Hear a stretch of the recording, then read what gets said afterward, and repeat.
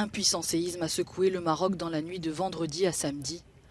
Au moins 296 personnes sont mortes et des centaines d'autres ont été blessées selon un bilan provisoire. Le tremblement de terre d'une magnitude de 7 degrés sur l'échelle de Richter a également provoqué d'énormes dégâts et semé la panique dans plusieurs villes. L'épicentre se situait dans la province d'Al-Aouz, au sud-ouest de la ville touristique de Marrakech. D'après les médias marocains, il s'agit du plus puissant séisme à frapper le royaume à ce jour.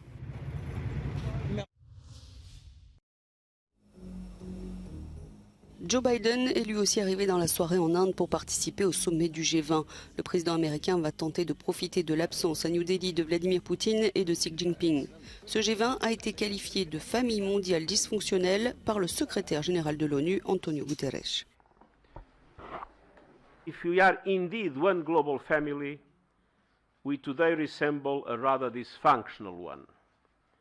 Divisions are growing, tensions are flaring up, and trust is eroding, which together raise the spectre of fragmentation and ultimately confrontation.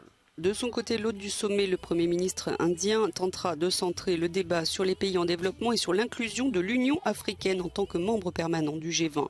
Le Premier ministre indien espère aussi faire valoir l'influence diplomatique croissante de l'Inde et faciliter le dialogue sur l'Ukraine ou le réchauffement climatique.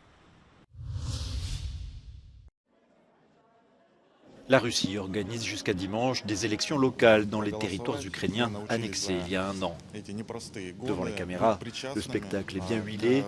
Le chef par intérim de la République populaire autoproclamée de Donetsk, Denis Pouchkine, est ainsi allé voter avec sa famille comme dans n'importe quelle démocratie, ou presque. L'Ukraine, par la voix de son ministère des Affaires étrangères, a qualifié ces élections de farce. Elle affirme qu'elles n'ont aucune validité légale et demande à ses partenaires internationaux de les dénoncer et de ne pas en reconnaître les résultats. L'écrasante majorité de la communauté internationale, y compris la majorité des alliés de la Russie, ne reconnaissent pas les annexions des territoires ukrainiens. Les scrutins ne sont rien d'autre qu'un exercice évident de propagande, a ainsi dénoncé ce vendredi le ministère allemand des Affaires étrangères. Dans le même temps, la Russie organise des élections partielles pour la Douma et l'élection du maire de Moscou. Le scrutin a ouvert ce vendredi et devrait se terminer dimanche. Il s'agit d'un test pour le parti au pouvoir Russie Unie et pour Poutine dans la perspective de l'élection présidentielle de 2024. Volodymyr Zelensky a critiqué la lenteur des livraisons d'armes occidentales et demandé des armes de longue portée, tout en admettant que la Russie ralentit la contre-offensive ukrainienne. Le président ukrainien a une fois de plus déclaré que si l'Occident fournissait plus rapidement des munitions à longue portée, l'armée ukrainienne avancerait plus vite. Складна війна, складні і різні процеси, уповільнилось багато речей, коли деякі партнери кажуть, так що там з контрнаступом? Коли буде наступний крок? Моя відповідь, напевне, сьогодні, що наші кроки швидше, ніж нові санкційні пакети. Un missile russe a par ailleurs frappé un bâtiment de la police dans la ville de Kryvyi, dans le centre de l'Ukraine, vendredi, tuant un policier et en blessant plusieurs autres.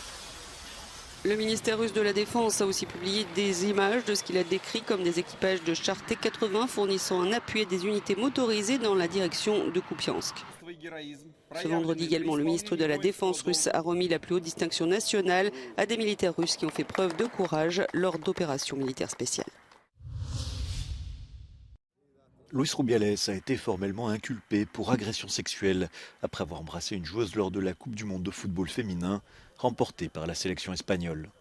Un juge du tribunal madrilène de l'audience nationale, compétent lorsque les faits se déroulent à l'étranger, sera désormais chargé d'admettre la requête du parquet ou de la classer sans suite. Depuis une récente réforme du code pénal espagnol, un baiser non consenti peut être considéré comme une agression sexuelle, catégorie pénale regroupant tout type de violence sexuelle.